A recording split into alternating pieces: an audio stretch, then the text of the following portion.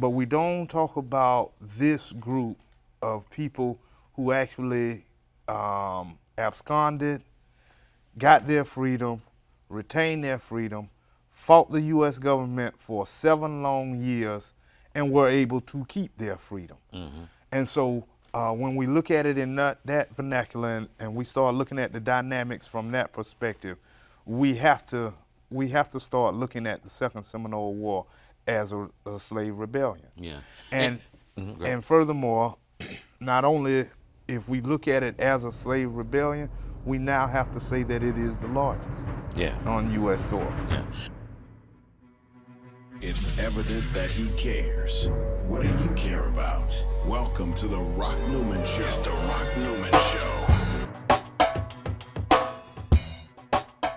The Minister of Wellness Ministries and Rock Newman Show 2.0 present free community health fair and seminar Saturday, March 18th, 2023 at Union Temple Baptist Church, Washington, D.C. RSVP before we reach capacity, dmvhealthfair.eventbrite.com, or click the link in the description box. If you can't make it in person, no worries. You can purchase the live stream link by visiting theministerofwellness.com under healing services, or once again, just click that link in the description box. Calling all potential vendors, sponsors, or volunteers, please submit a contact form via theministerofwellness.com or call 888-847-8026. That's 888-847-8026. It's high time for a health revolution.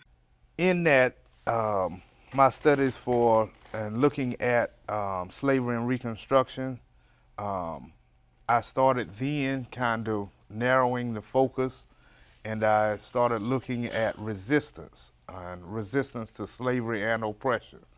And so in doing so, I came across this very unique, outstanding story of African Americans who actually resisted slavery. They resisted their re-enslavement. They resisted the enslavement of their offspring, of their children and their descendants, and they ended up going into a war, partnering with the Seminole Native Americans and going into a war that we now consider the longest and deadliest Native American war fought on U.S. soil.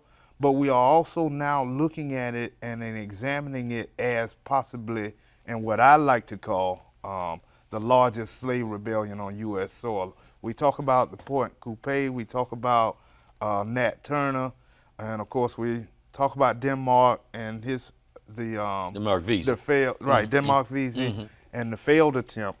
But we don't talk about this group of people who actually absconded, got their freedom, retained their freedom, fought the U.S. government for 7 long years, and were able to keep their freedom. And so when we look at it in that vernacular and we start looking at the dynamics from that perspective, we have to start looking at the Second Seminole War as a slave rebellion. Yeah.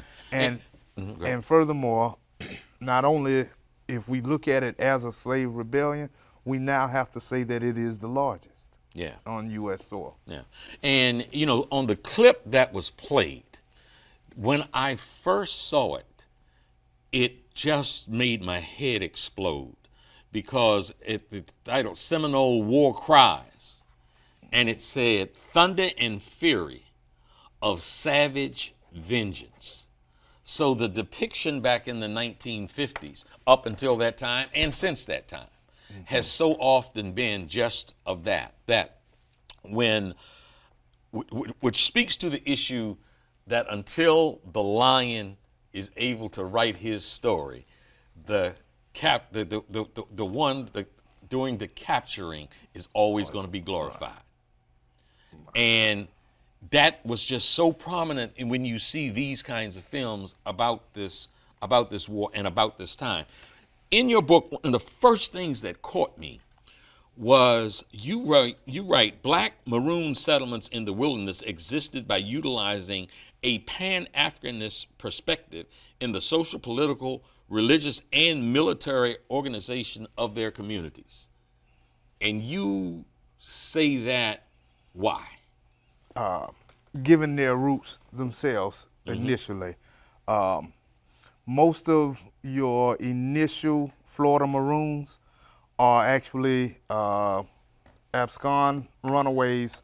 I was going to ask you to describe Maroons. Okay. Yeah. Maroons are basically enslaved people who decide to run away, to abscond from the plantation, and eke out the existence in the wilderness however they can. Yeah. And so they go into the most, what we would call treacherous portions, especially for Europeans. And when I say that, I mean particularly the swampy areas, because the swamps and water, of course, bring the mosquitoes, and the mosquitoes would bring yellow fever. And Europeans and their descendants were highly susceptible to yellow fever. So they would specifically go, like the Great Dismal Swamp on the North Carolina, Virginia area, and then into Florida, in the different areas in Florida, for those specific reasons that they could eke out their own existence. Now, where these people come from are primarily out of the Georgia and South Carolina Sea Islands, and what we call Gullah, and which is now, of course, the only national heritage area dedicated to African American culture, and we call it the Gullah Heritage Corridor, Right. Gullah Geechee National Heritage Corridor. Now, these people, your Gullah people, are basically people who take West African languages, because it's now a homogenized group of West Africans Sure. now, and so they create a language that we call Geechee, and they incorporate West African culture, West African language, and then they incorporate plantation life, specifically English plantation life, and of course English words. And so they created their own culture. We call it Gullah, we call their language Geechee. Now, when these people began to run away, they began to head south. I know most people think the Underground Railroad always went north, Right. but the first Underground Railroad actually went south into, at that time, La Florida. And the Spanish held Florida, and they called it La Florida at this time. Right. And so because they are arguing, and when I say they, I mean the English and the Spanish, they are fighting for control over parts of the East Coast. They are actually fighting for English, all of English the, and British. The English and the Spanish. They are fighting. But I meant to say the Spanish and the British. Right, the Spanish and the British are fighting for control over the East Coast, basically. Right. The Spanish have laid claim from as far as Miami all the way up to Newfoundland, Canada. And of course, the English are disputing that. Yeah. And so what happens is the Spanish understand that the English survival is based on plantation society, that they have placed it on how well they are going to do in terms of the agriculture. Whereas the Spanish are looking at the precious commodities. They find the gold and the silver, of course, out west. Yeah. And so they're more concerned out west than they are with the East Coast. But when the British come and start taking and engulfing the land and claiming it as their own, they have to come back and focus. And so when they focus, they realize that how the English goes is how their slaves go, how the enslaved, how many they bring in, how much work they get done, and that is clearly the point of which they are going to build plantation society. So what the Spanish do to counter that is that they offer, in 1693, they offer an edict that says any enslaved person that runs away from the English society can come to La Florida and live for free. Now, what happens is Live in freedom. Live in freedom, Yes. live for free. Now, we have two different scenarios there. They say you can go two ways. You can either go into the wilderness, live in Florida, in the wilderness, eke out your own existence. We only ask that when you see the British, if you see them in the area, get word to us. That's all that we ask. Yeah. And then there was a second offering or second group. They made an offer. Well, a second group arises out of an offer, and they basically say you can live under Spanish authority. You can. You can. You can come to St. Augustine, St. Augustine, Florida, and live under Spanish authority. They built a fort. It's called Fort Mose. It's now a historical site. And the thing about it is, of course, because it's Spanish and you're going under the authority, they had one main rule is that they had to become Catholic. Right. So we see cultural differences starting. Catholicism. Starting to Sure. to come about between the two groups of runaways. Now, those that are living in the wilderness, though, they are eking out their own existence, and they are retaining Gullah culture, and they are keeping that Gullah culture.